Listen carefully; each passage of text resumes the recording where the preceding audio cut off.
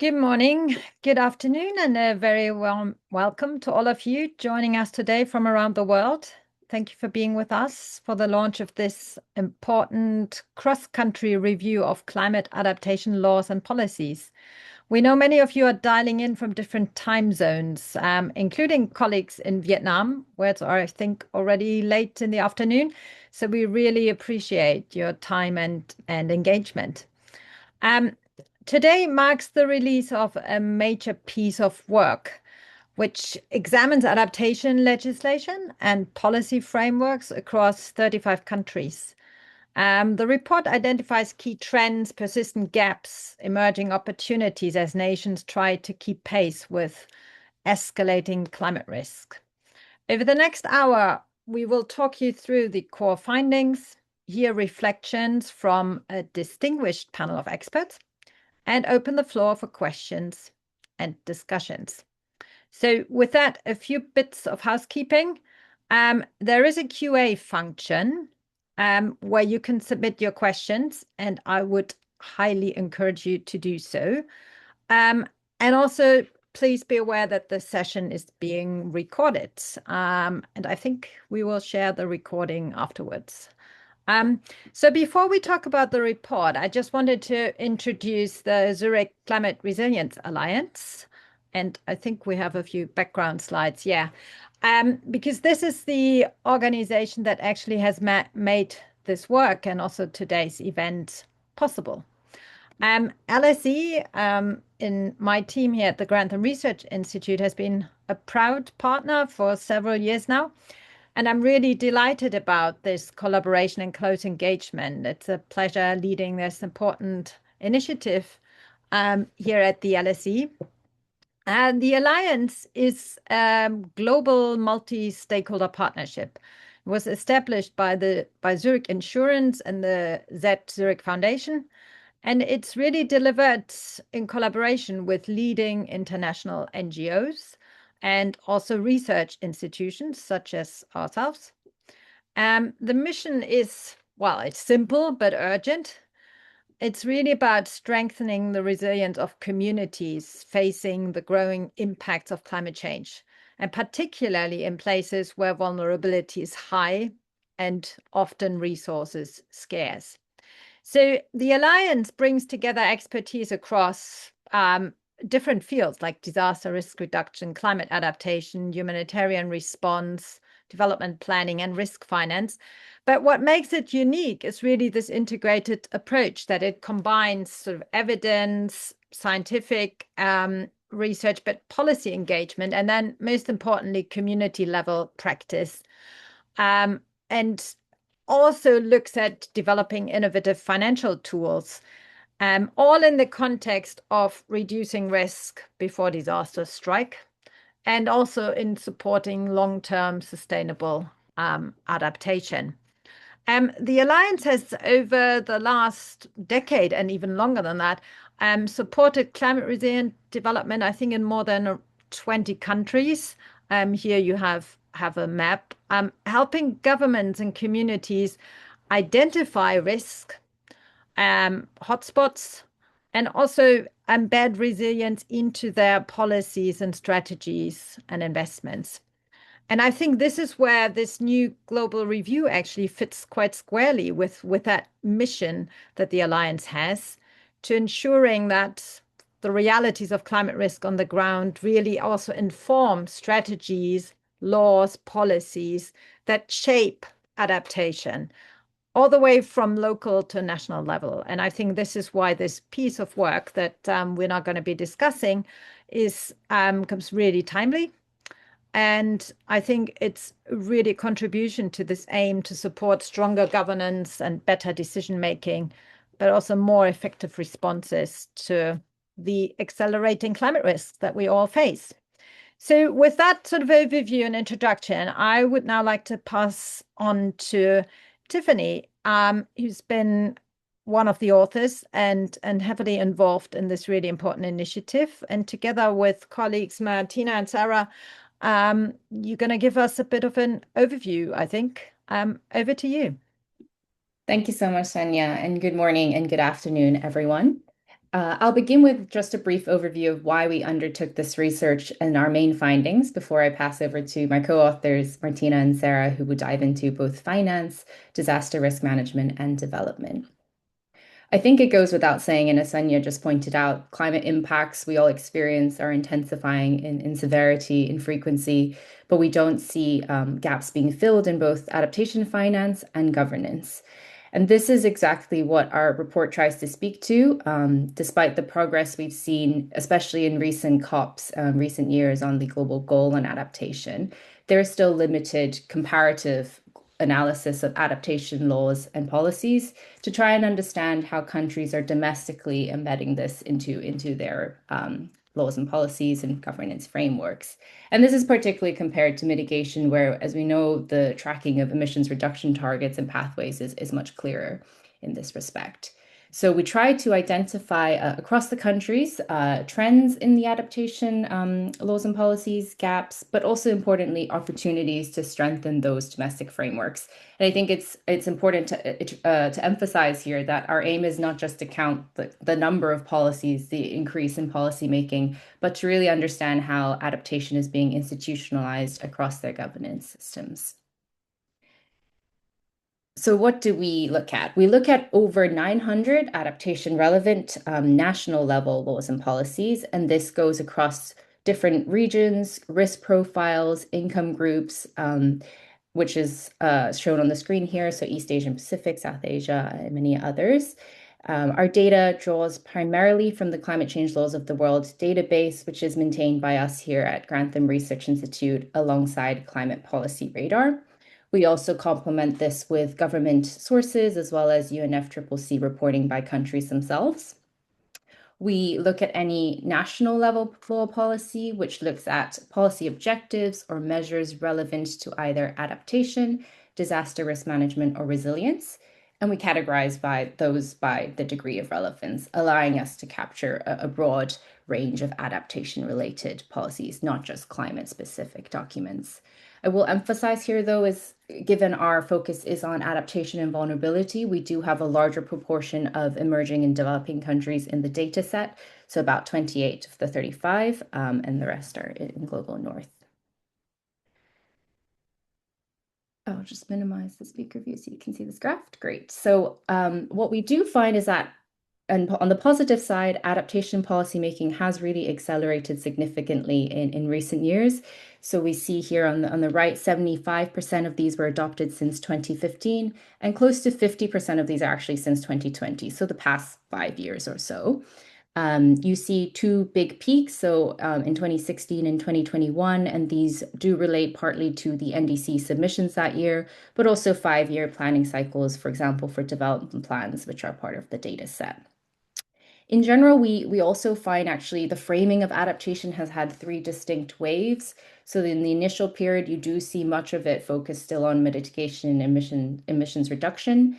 The middle period is some shift towards vulnerability reduction and resilience, but it really is in the most recent years that we see it linked quite closely to development and the economic transition in general. One other positive, huge finding that we find in the report is around the legal requirements for national planning and adaptation planning frameworks. So close to 2/3 of the sample, so 22 of the countries, do have actually a legal requirement to produce a national adaptation plan, as well as climate risk and vulnerability assessments. But we do see a gap in terms of a regular update of those plans and review. So we only find actually, for example, 2 countries that have a consistent have published 3 plans across the 5-year period, so across 15 years. And many of those we actually only find 1 plan so far. Similarly, on the progress reporting side, we have less legal requirements here. So about 19 of the countries have a requirement to do so. But even within those, we haven't been able to find progress reports for every single one of those countries. On the positive side, however, we have seen more countries enact climate framework laws, and these are basically multi-sectoral legislation that deals with allocating institutional responsibilities for both mitigation and adaptation. So I've put two examples on the slide, Pakistan's Climate Change Act and Japan's Climate Change Adaptation Act. just to illustrate that not every country is doing the same approach. So in Pakistan, there is an interministerial council that was set up to deal with adaptation, whilst in Japan, it was designated to the Ministry of Environment, for example. Looking beyond the national plans, we actually also find a significant number of sectorial laws and policies that are relevant to adaptation. And over a third of these are in the environmental protection sphere. So they look at forestry as well as biodiversity, and about 10% each agriculture and food, and then infrastructure and transport as well. That being said, we do find a limited integration of, for example, health and water, which are both priority areas for adaptation as well as many others. And for most of these sectoral policies, we still find a low integration of adaptation within them, so a low level of relevance, which seems to suggest that whilst mainstreaming is underway, there are still key areas for improved action. That brings us to our first overarching recommendation in the report. In the report, you'll also find detailed action points underneath this, but essentially, the overall goal is to foster a whole of government approach to adaptation and specifically to invest in the institutional coordination mechanisms, both horizontally, so across sectors, and vertically between national and subnational levels. And it very much depends on the local country context, but this could involve establishing and clarifying responsibilities through legally binding requirements, and also seeing how that aligns with what existing responsibilities there are for mitigation and disaster risk management. But also it does demand also actually allocating resources so that different departments can engage in the ex ante as well as ex post evaluations that we need to fill that regular review and progress gap. And finally, apart from just setting overall objectives through the national plans, these plans can also act as ways to coordinate sectorial action and see how each one can fill the necessary gaps on adaptation. That being said, I will now pass to Martina, who will actually elaborate on one specific finding around adaptation finance in our report. Thank you, Tiffany, and good morning, good afternoon, everyone. So as just said by my colleague, we also examined finance-related instruments because we know that adaptation finance is central and critical to climate resilience. We also know that climate impacts are accelerating and increasingly systemic. We also know that a significant adaptation finance gap remains. The key point here is that adaptation is not and should not be treated as a short-term expense. It is a structural investment challenge, which requires coordination across public institutions, as well as private actors and multilateral partners. The coordination depends, of course, on clear and predictable policy frameworks. Where frameworks are coherent, they tend to reduce uncertainty and guide capital flows, whereas where they're fragmented, they tend to raise transaction costs and delay investment. So policy is not peripheral, it is foundational to scaling adaptation finance, which is why in our database, we identified 84 finance-related laws and policies across 26 countries, two-thirds of which come from the Global South in our database. This allows us to examine not just how many instruments are in place, but also how they evolve over time and more specifically, which objectives they tend to serve. So we see from a temporal analysis of these laws and policies that before 2010, financial frameworks related to adaptation were mostly reactive. This means that they focus predominantly on post-disaster response, sometimes insurance schemes, and emergency relief. Only a few countries like Bangladesh had actually adaptation trust funds in place. Between 2010 and 2015, we see a slow start of institutionalization, with more countries establishing adaptation funds and more formal mechanisms, but these are very much limited still. But they, we believe, mark some sort of shift in the narrative around adaptation and adaptation finance specifically. It is only after 2015, so the year of the Paris Agreement, that adaptation finance becomes more integrated into national governance, and especially thanks to NDC implementation. From around 2019, financial regulators and central banks began to incorporate climate risks into financial oversight, slowly recognizing adaptation as a financial stability issue. Post-2020, recovery strategies and net zero agendas really accelerated market-based instruments, and we also see that reflected into the adaptation finance sphere, with elements like green bonds and blended finance just arising. Despite this shift and the decline that we also saw in 2023 in international public adaptation finance, the broader trend that we see from a temporal perspective is a shift from a reactive disaster response to more institutionalized, forward-looking adaptation finance systems. Across these laws and policies, we also analyze their objectives. And what we see is that about half of the laws aimed at strengthening public tools, from contingent credit lines to reconstruction funds, reflecting more the central role of public finance in adaptation. Second, we see that around 1/3 of focus on regulation, transparency, as well as integrating climate risk into financial systems. So here, adaptation is increasingly treated as a governance issue, not merely just as a funding gap. And third, there's a bunch of countries that really focus on international climate finance. This can come, for example, for countries like Bolivia, as the aim of channeling external resources through agreements with institutions like the World Bank or the European Investment Bank, while countries like the United Kingdom or Spain direct finance outward through development cooperation efforts. The main takeaway that we take from these analyses is that scaling adaptation finance should not be only about mobilizing private capital. Next slide, please, Steve. We see that adaptation finance, it's and should be about embedding adaptation within public financial management systems. This can take many action points with it. It means costing and prioritizing adaptation in national strategies, but also reducing fragmentation across instruments at the national, but also a regional level, integrating adaptation into budgeting frameworks, and in short, really making sure that adaptation finance is becoming more a matter of institutional architecture and not just resource mobilization. And I'll pass it now to my colleague, Sarah. Thank you. Thank you very much, Martina. So in our analysis, we also examined how adaptation is integrated into disaster risk management and development laws and policies across the 35 countries. Integrating adaptation into disaster risk management is particularly important because it helps ensure that climate risks are systematically addressed across the full DRM cycle, from risk reduction and preparedness to response and recovery.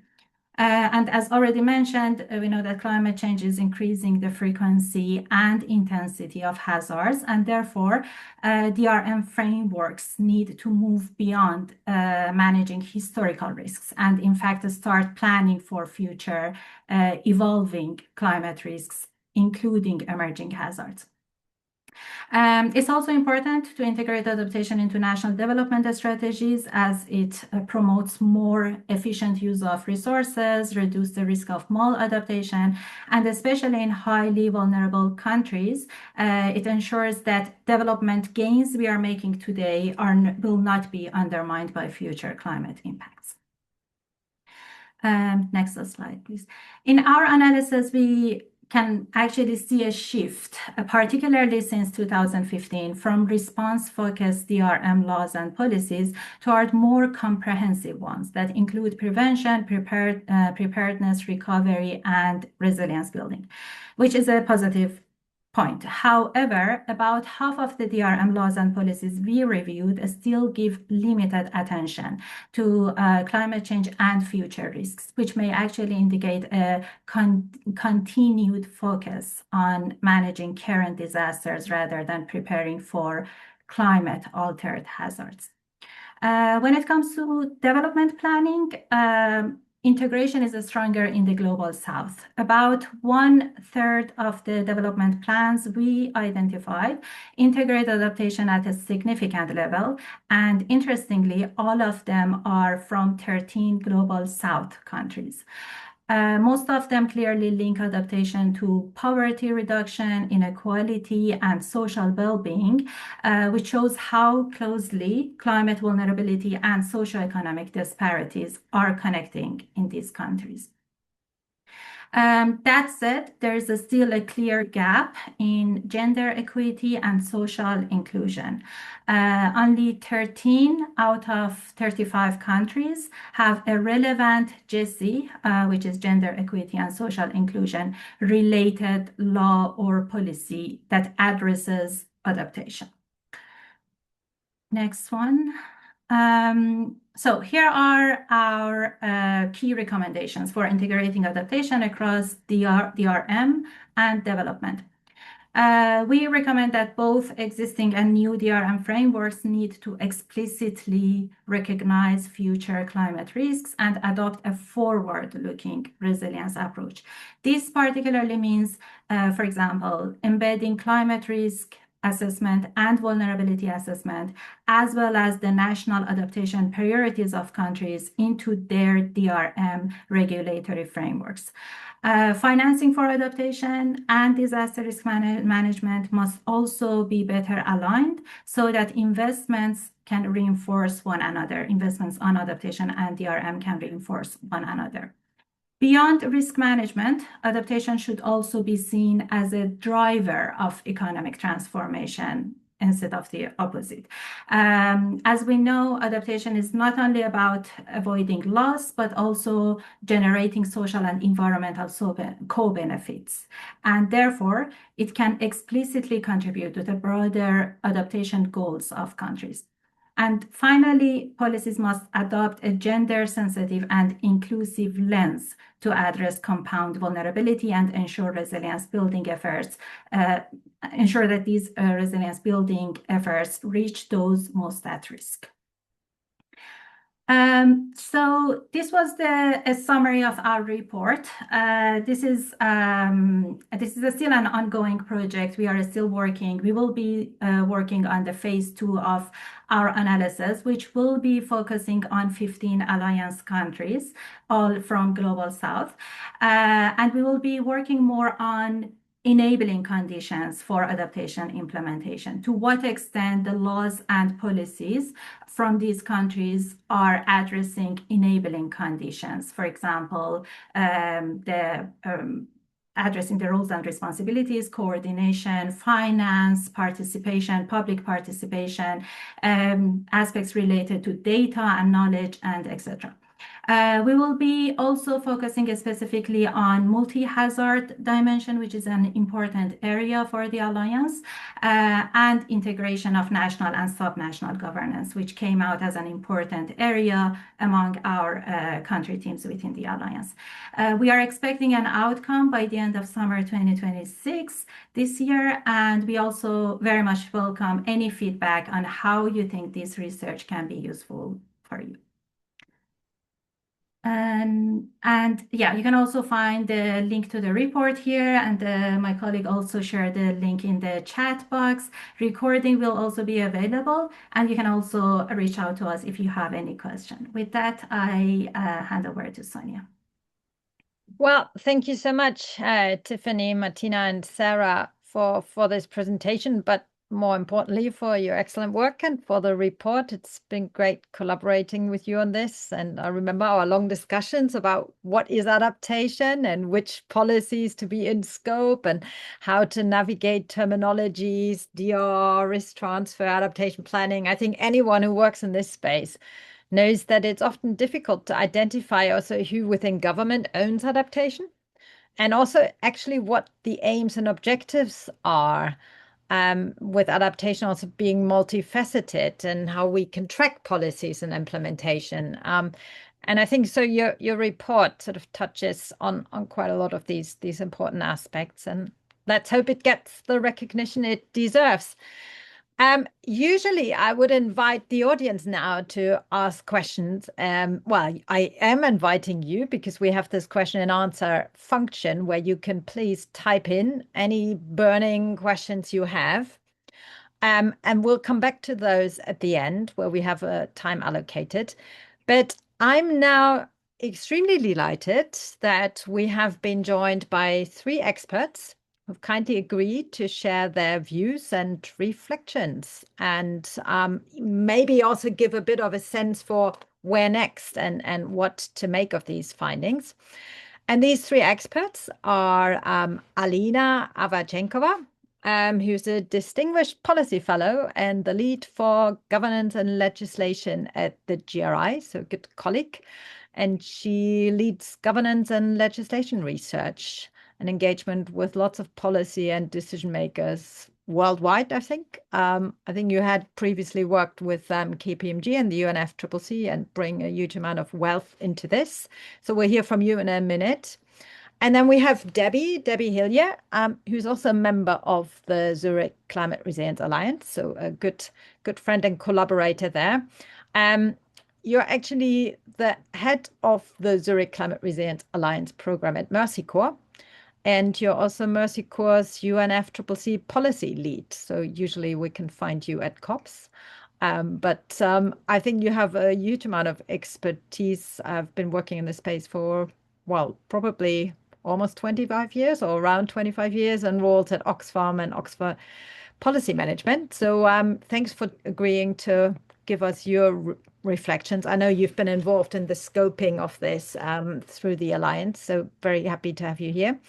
And then last but not least, we have Toan, who's the technical lead at ISET Vietnam, also an Alliance member, where he works at the intersection of climate science, urban development, and resilience planning, supporting national and subnational partners in strengthening climate risk assessment, adaptation planning, and this is key, how you integrate resilience principles also into systems. So very good to have that sort of broader perspective here.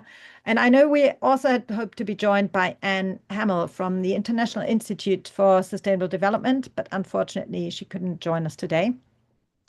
But that gives us a little bit more time to answer your question. So I can at the moment see, I think there's only one question. So this is a bit of a reminder to the audience, this is the time to type your questions. And yeah, let's start with you, Alina. I think you, well, given your background, I think, and your expertise, also what you see in terms of broader development in climate governance and legislation, would be really great to hear from you, your reflections on the report, and also how the report speaks to some of the gaps in the global stock takes and other analysis that are currently ongoing. So thanks for joining, and over to you. Thank you, Swenja. Hello, everyone. I think I'd like to congratulate my colleagues on actually coming up with this very timely analysis, which I think fills a very important gap. We can also see the interest, so many participants joining us today. I think that's another testimony to how important this topic is. And I think the findings that we have heard today are very consistent with some of the key gaps at the global stocktake under UNFCCC, which took place in 2023, identified. But it also shows some recent positive developments. So I'll focus on a few key themes. So I'll start with this gap and also key recommendations from the report presented today on sort of the lack that we're still seeing in the multi-sectoral focus and further need for mainstreaming and strengthening whole of government approach. So I think UNFCCC stocktake in terms of adaptation actually noted that most adaptation responses are still fragmented, incremental and sector specific, as well as being unequally distributed across regions. And the stocktake actually called for all parties to improve integrated multi-sectoral solutions to adaptation. And so I think it's very encouraging to see that report that we heard about today actually shows the recent shift and growth in the multi-sectoral overarching laws and policies. And in particular, I was pleased to see the finding that we're seeing some shift towards embedding adaptation within economic transitions and climate resilient development more centrally. And I think the legal requirement to produce national adaptation plan, which we see in, I think, 2/3 of countries that Tiffany presented, I think is a very positive development. So if I look back to the studies that we have been conducting at Grantham Research Institute, looking at the impact of climate laws, we can actually relate that very clearly to the evidence that having a requirement for multi-sectoral plans significantly improves coordination and mainstreaming. However, I wanted to also mention that beyond just requiring multi-sectoral plans, it's very important to have mandates for public sector that actually require them to take into account targets and provisions of those adaptation and overall climate change plans. And we have seen, for example, in Ireland, there is a very strong language in the framework national law, which says that all public bodies are to ensure that all of the decisions are consistent with the Climate Action Plan, National Adaptation Framework, and sectoral adaptation plans. And in our research, that has actually led to tangible impacts in practice of how, for example, infrastructure plans are being developed and approved. So I think that's also an important area to consider for adaptation practice going forward.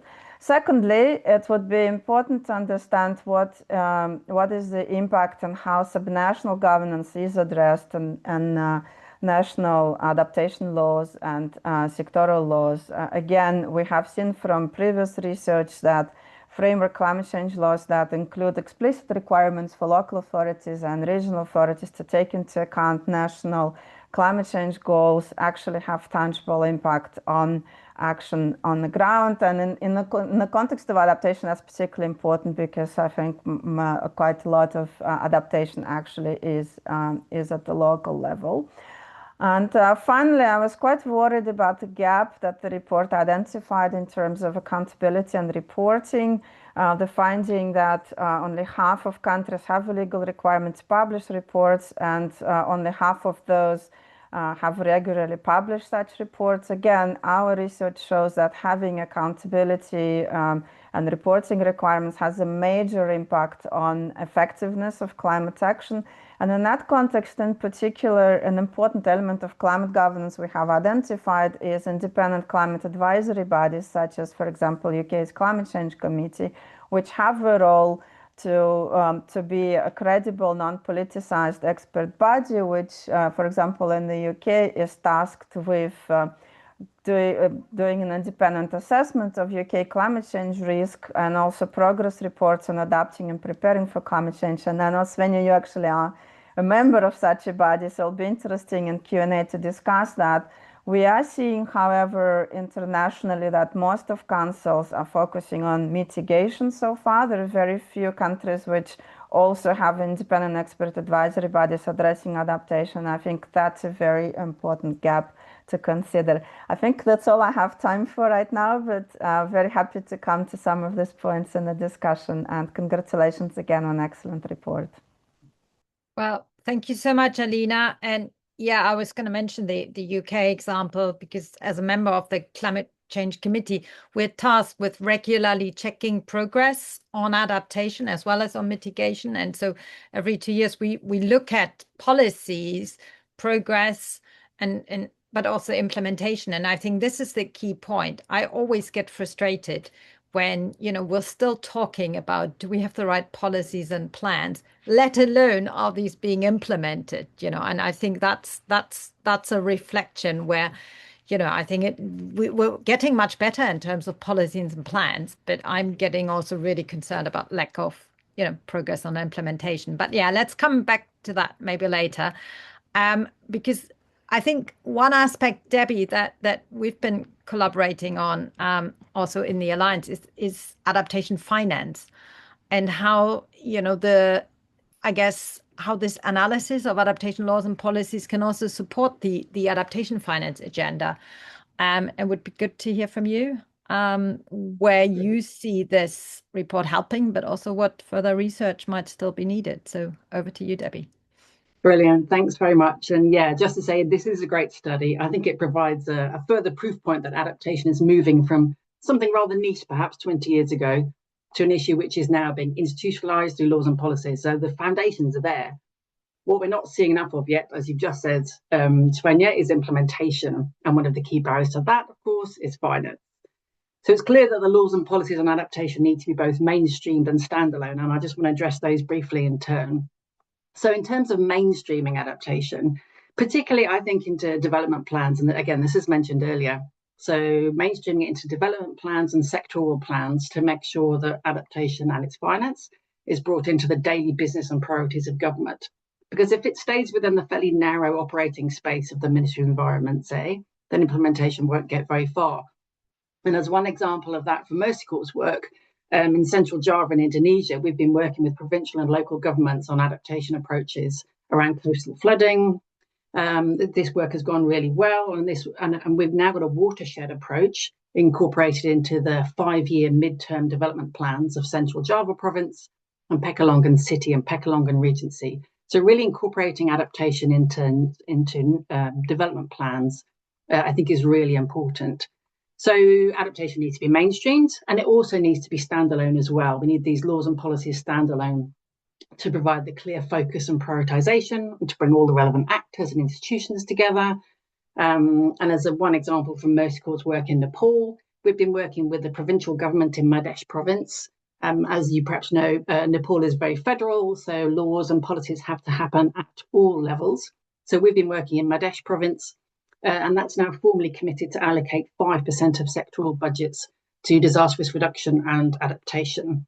And while that 5% has been an aspiration of the national government for a while, this is the first time such a written commitment has been made at provincial level. And this 5% would represent a major increase on what's being spent at the moment, which is about less than 2%. So we know we need to make these kinds of changes at all levels within governments. And one of the most important standalone documents, I feel, for me, is the NAPs. They're a particularly good place to provide clarity on financial needs. They can provide a kind of rallying point for public and private finance and action. And there's been great progress on the NAPs in general, but there's still quite a long way to go. So not all governments have them. Many are still in formulation. Some are quite reliant on external technical support. And in terms of financing the NAPs, not all NAPs have the kind of detailed financials. Some of them do, but not all. And what tends to happen is that much of the funding for NAPs is projectized. But we need to go beyond project to sustain programmatic funding that strengthens national systems and local delivery mechanisms. So what this means, sadly, is that implementation of NAPs remains limited. Most countries have not yet mobilized full-scale financing for their adaptation plans.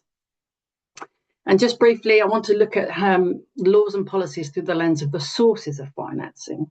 So if we're looking at, so in terms of domestic public finance, we find, or this report has found, that adaptation is often not fully institutionalized in budget cycles, in fiscal rules, in medium-term expenditure frameworks. And many of those frameworks, as has been mentioned already, lack requirements for tracking adaptation-related expenditure. So budget tagging is sometimes done, but this can vary quite a lot between countries in terms of its accuracy and how it's done. Then if you look at this from a private finance perspective, again, many countries are integrating adaptation into private decision-making as a goal. They want to see that happen. But most national frameworks are not providing the right signals for this. So standards, disclosure duties, risk management requirements, or incentives. So there's more to be done there, whilst also remembering that much of adaptation actually requires patient public finance. And this is something that the Alliance explored in our research last year on private adaptation finance. And then finally, in terms of international adaptation finance, plans have been set at international level, including through the commitment at the last COP to triple adaptation finance to developing countries. So there's a key opportunity this year to bring this into the plans of developed countries, several of whom are due to make their forward-looking commitments this year. So I think to sum up on finance, there's still lots to be done in terms of laws and policies to make sure that adaptation finance is accessible, it's sufficient, and it's predictable. The report includes some great examples of sort of finance policies and plans, from disaster risk financing approaches to regulatory approaches. I like the transition, the themes that Martina shared in her slide earlier. I think that was very helpful, illuminating, and looking forward to more research on all of the above. Thanks. Okay, well, thank you so much, Debbie, for your reflections there. And yeah, well, I'm sure we can come back, and I can see that you have now adhered to my request. There are questions coming in, so that's really great. Keep going. I also encourage the panel, if there are ways you want to answer them, you can do this now, because we're not going to have time for running through all the questions like in a minute. But keep going. That's really good.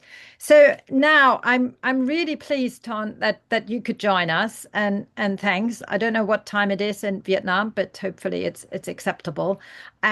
I'm really looking forward to your reflections, because you're sort of working on this integration of DRM and adaptation at the local level, and would be really good to sort of get your insights and your reflections, how this integration that we've been talking about, or the lack of integration, is happening at the local level.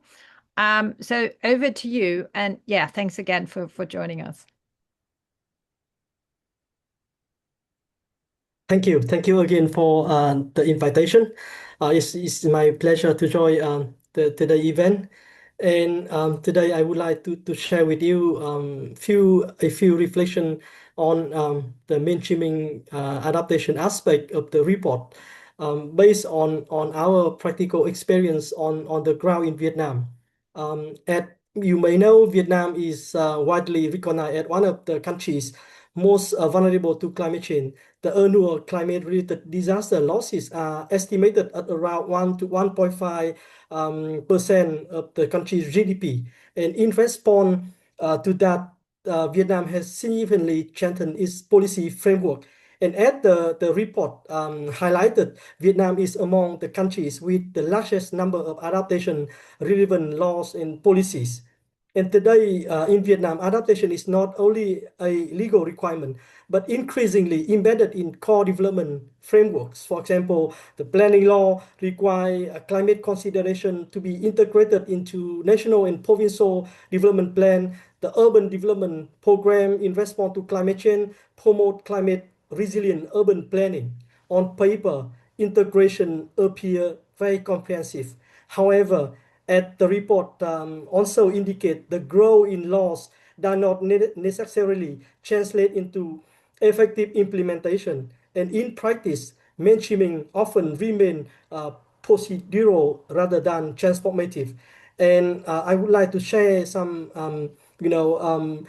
example about several systemic barriers helping explain this gap. Firstly, the inconsistency in regulatory framework and technical standard constrain effective mainstreaming. Although adaptation mainstreaming is required in policy, public investments project must still comply with existing investment regulation, budget rule, and technical standards. And many of these standards were developed long time ago under a kind of conventional disaster control or fixed protection approach, and rely largely on historical climate data. As a result, infrastructure systems are often designed based on fixed standards that do not fully account for future climate uncertainty or the systemic nature of climate risk.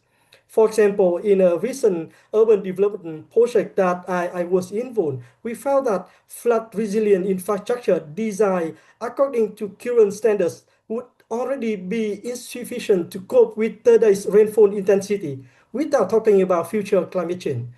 And the local government could not increase the design capacity because doing so would conflict with existing regulation and budget approval procedures. Second, financing and resource allocation mechanism also limit effective mainstreaming. While all provinces in Vietnam have developed climate change action plan, available budget only cover a small share, sometimes only between 10 to 15% of planned activities. This also reflects a broader global pattern highlighted in the report, where adaptation planning has expanded faster than the resources available for implementation. And more importantly, adaptation remains insufficiently integrated into mainstream development financing. For example, the recent implementation review of the National Program on Urban Climate Resilience showed that many provinces in the country struggle to mobilize resources for proposed action, partly because the national program lacks a clear financial mechanisms linked to its objective. Third, institutional capacity and accountability mechanism also remain limited. Provincial climate agencies are often small, under-resourced, and sectoral departments responsible for planning, infrastructure, or economic development often lack the capacity to integrate climate risk into their decision. Finally, mainstreaming should not only mean integrating adaptation into development policies and plans, it should also ensure that development itself does not exacerbate existing risks or create new risks. Rapid urbanization provides a clear example. In a number of cities, low-lying areas that historically function as natural flood retention zone has been filled with urban expansion. A research conducted by our organization showed that such development can increase flood depth in surrounding neighborhoods by up to 60 centimeters. This highlights the need to view adaptation not only as protections against climate hazards, but also as part of managing how development pathways shape future risks.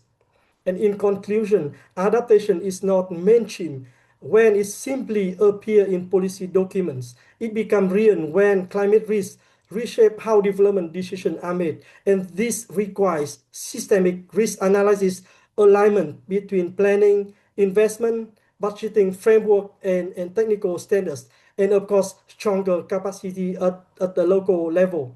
With that, I would like to end my talk. Thank you for your attention. Well, thank you so much, Toan, and also again to Alina and Debbie. And I'm now getting sort of messages from my team members why I encouraged so many questions and answers, because we have now a lot of them, which is really, really great. And yeah, we have some time now to sort of pick up on some of the themes that I can see coming through, not only your presentations, but also the questions there. And, you know, I was kind of looking through this. I think there is a big chunk that sort of looks at this question of walking the talk and achieving implementation, and, you know, addressing the gaps that we see, like if we take the UNEP adaptation gap report, for example. So I know this came up a couple of times, and yeah, maybe it's something, I don't know, Debbie, it's obviously also linked to finance and finance gap. Any quick reflections on that? Maybe then turn from you on this from a local perspective. And Alina, if you want to start thinking, I know there are some questions also about this the role of international negotiations, the COP process in influencing adaptation, and you know what we can sort of take from that, where we currently are. I think there was a question also about the role of advisory bodies and courts. So you can think about that maybe, and then we'll come back to you. So implementation, walking the talk, what can we do? Right, so yeah, I'll start on that. I'll be very quick, and I think one of the questions was, you know, in the absence of US funding, sort of what happens now, and I think that's a really good question. I think it is genuinely a really hard question, because of course it's not only the US, it's other countries that have reduced their adaptation finance. So it is a tricky situation. There are no easy answers. However, there is some. Some foundations have been stepping up, so there's a big role for foundations, but realistically, the amount of funding is not quite enough from foundations. So I think there is a need to find new sources of international public climate finance. And I think one of the ways of doing this, and this will take some work, but it's around using the polluter pays principle. So making sure that those who are polluting are actually paying for or contributing financially to the impacts of climate change. And so there's work being done by the task force on solidarity levies, to really think about how can we make sure that there are new sources of funding coming from things like fossil fuel extraction, or air ticket levies, or even wealth taxes. So there are ways of kind of tapping into this kind of finance and making sure that this is kind of used for adaptation. So not an easy route, but nonetheless really quite a positive one, and really one that kind of really brings together the kind of solutions to climate change, to adaptation that we're looking for. I think there was another question about the return of investment on adaptation, and that's absolutely right. I think there's lots of work done on the triple dividend of resilience, and lots of work done by WRI last year in particular had a good report out. I think what's important to recognize here, there's a difference between financial benefits and kind of economic. So some of those benefits are kind of long-term to the government rather than kind of immediately paying off to a private sector company, for example. So just be careful when we're looking at those stats, whether we're looking at kind of return on investment, like that a private sector company would understand, or whether they're kind of more social benefits, environmental benefits that are really, really important, but don't have an immediate financial return. Thanks. Okay, thanks, Debbie. Toan, any perspective from you also on this question of, it's good to see more policy making, but how can we make sure, we're walking the talk? I think there are a lot of questions about adaptation financing.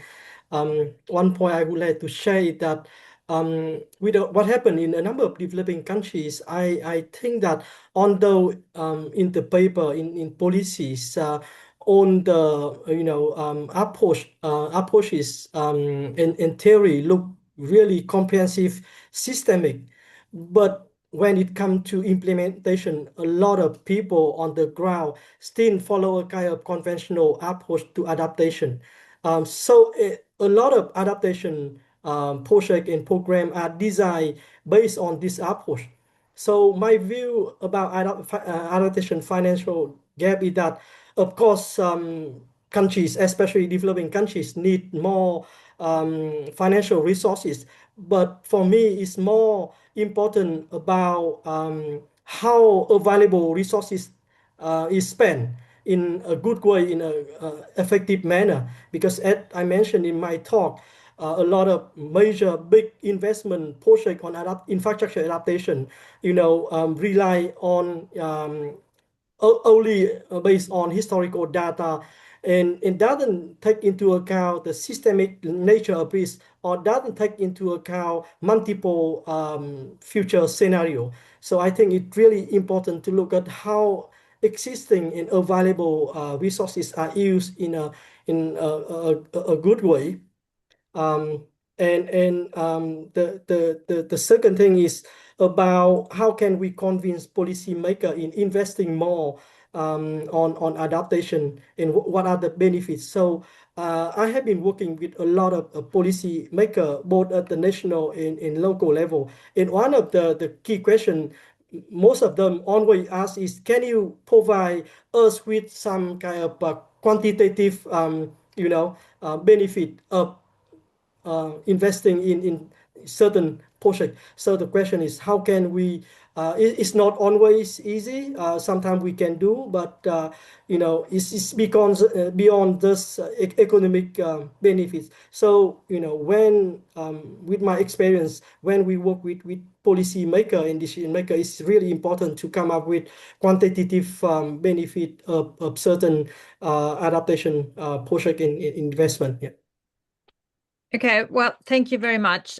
Alina, do you want to comment either on the international sphere, maybe rules of court and external advisory bodies? Sure. So I think on the role of international, what we have seen in international negotiations, that adaptation has been an underdog for a couple of decades. And I think a major shift in the Paris Agreement was actually putting adaptation and mitigation on equal footing, and actually recognizing the gaps in terms of adaptation. And I think what Tiffany showed us in terms of trends in adaptation laws and policies, we could see a clear peak and growth in national level legal framework addressing adaptation since adoption of the Paris Agreement. So I think, and that's also consistent with our findings sort of on mitigation as well.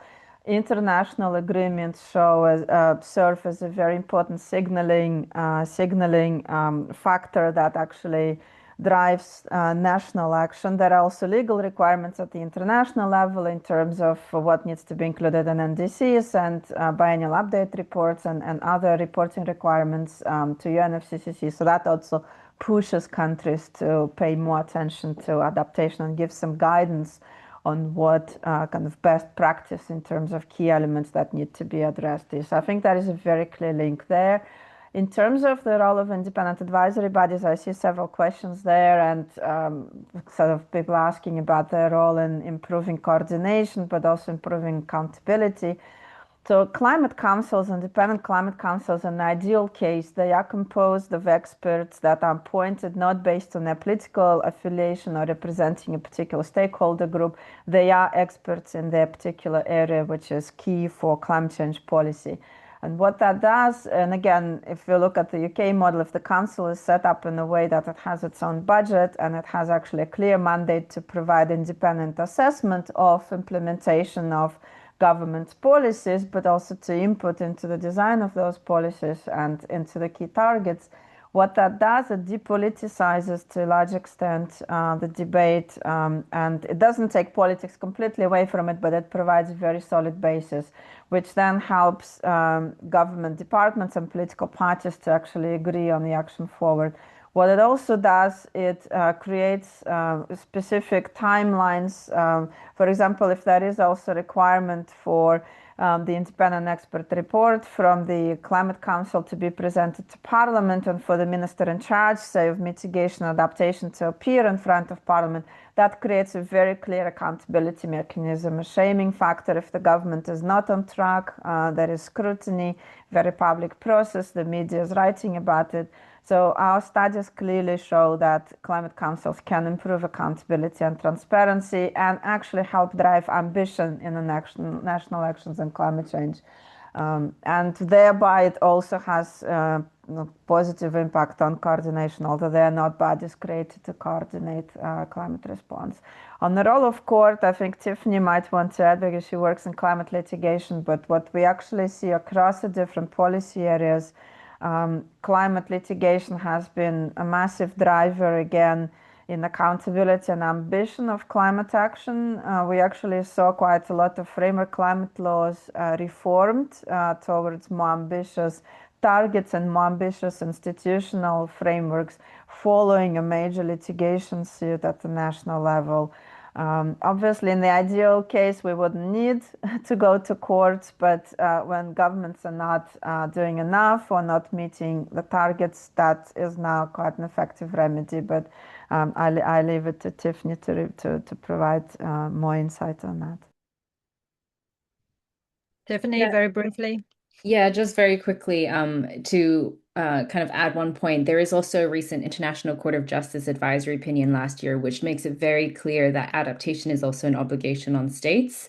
And that is something that we see being used increasingly in domestic litigation to also ask for stronger adaptation action against national governments. But I'll leave it there. Very happy to discuss offline.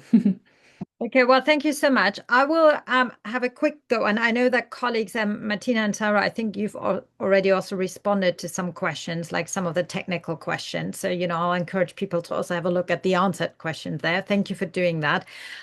There was a big question also about the, how we get buy-in and the shared vision. And that's something I just wanted to flag. So what is it actually that we're doing with adaptation and what's the target? We have net zero on the mitigation side. What is our adaptation ambition?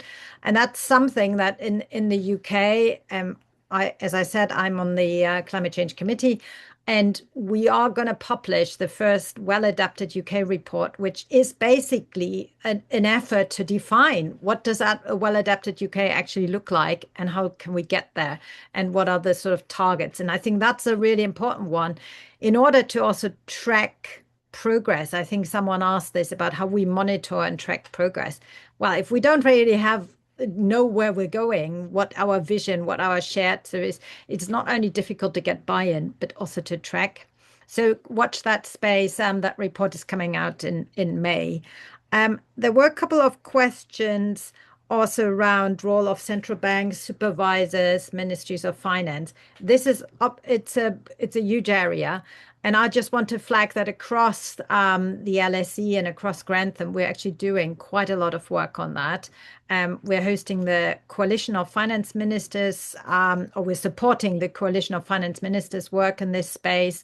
So if you're really interested, have a look. Maybe we can share some links.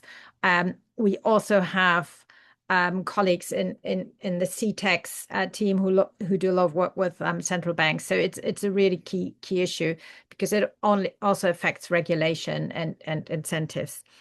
And I think there were probably many other questions that we could spend a lot of time on, but I know we're running out of time. So, first of all, this recording will be shared and there will be a link to the website. But most importantly, many thanks for joining us, for, wherever you are in the world, but also for those on the screen, colleagues and friends here who've contributed, and a big congratulations again to the team that produced the report. More work is needed in this space, definitely, but I think it's also encouraging that this can be actually taken in to a discussion then and help policymakers move forward. Anyway, thank you all. And feel free to follow up with anyone here. And if your question wasn't answered, you can blame me, but also get in touch with the team. Bye-bye.